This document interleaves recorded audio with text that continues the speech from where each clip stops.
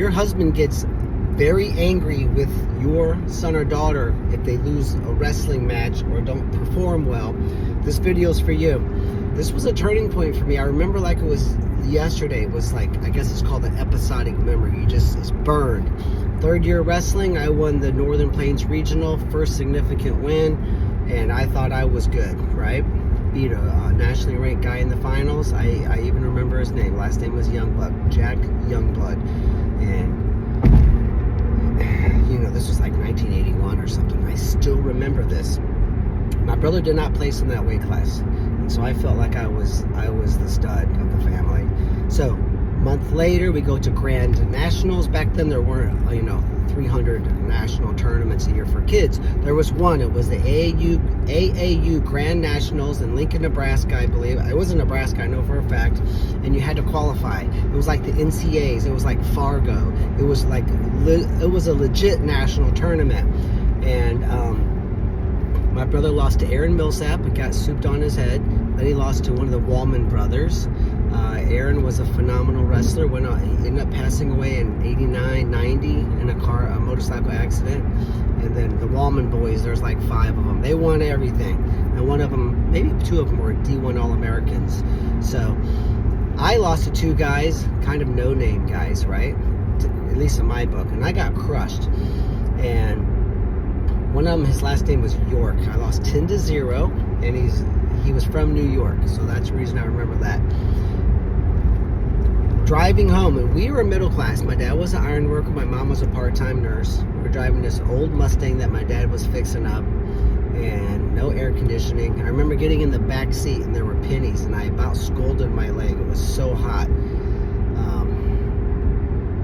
And we were leaving, and I remember just as we pulled out of the parking lot, because we didn't stay for the rest of the tournament. I wish we did, but we just didn't, and probably to save money. And I remember apologizing to my dad for not placing, and my dad, he acted mad at me for saying that.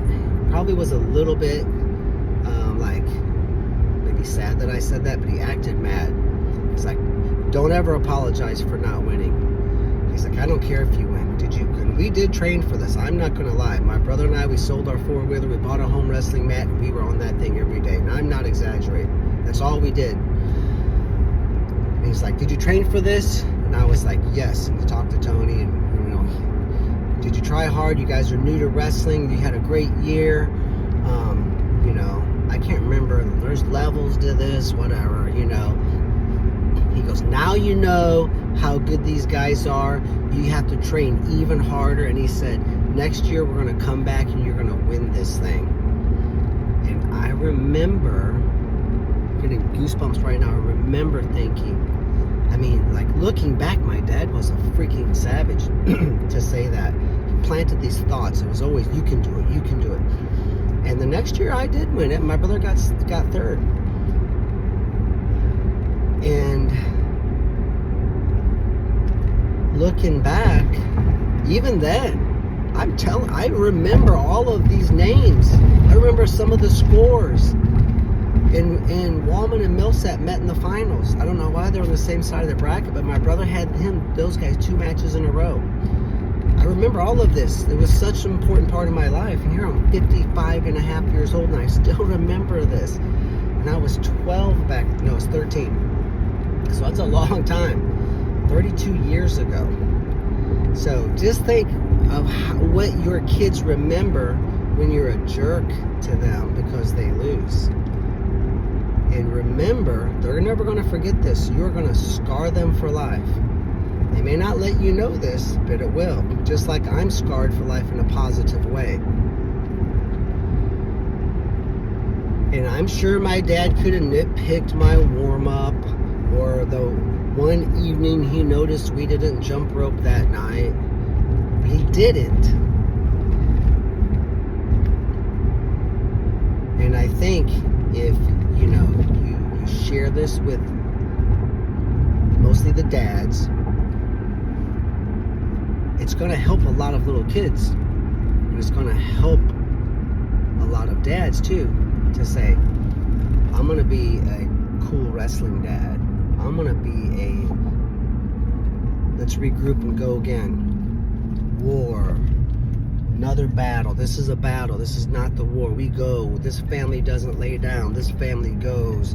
We can do this. You can do this. You got it inside you. I see it. This is just a minor setback. Train harder. You're gonna win this thing next year. And it's just the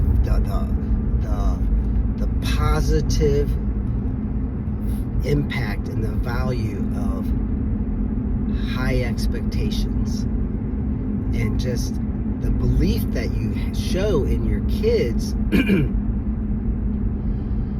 and attach it to work, and you relieve the stress and anxiety of their disappointment, knowing that you put time and money into this. That takes all the pressure off. And now it's like this emergency brake.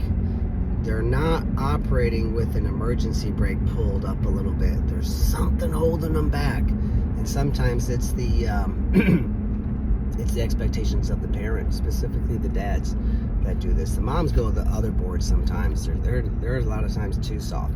I know I'm stereotyping, but you know what? It's just the way it is. Stereotypes are real in a lot of senses. But I definitely would like to see you share this with somebody that can help them, and help to set some other kids on a good course and a career path. Break the cycle. And I know it changed me for the better, helped me to go on to be a D1 All-American at Oklahoma State. My brother was NCAA champ.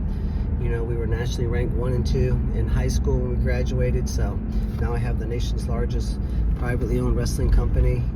As far as training, 600 academy members train with us every week. 1,600 kids came to our summer camp. 1,700 come to our competition camp. We're building a 17,000 square foot addition to my Dollar General store I bought in Central Missouri. We're going to have our girls camps out there. We've got 26,000 square foot right here in Moscow Mills. We got kids here from London, South Africa, Germany.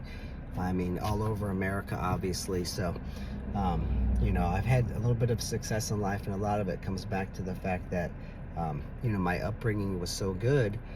Very tough. My dad was a mean, tough guy, but, you know, he had a lot of things figured out too. So that's the reason I like putting these videos out, so, you know, you can learn too. Share this with somebody so they can learn. Check us out, purlerwrestling.com. Thank you guys.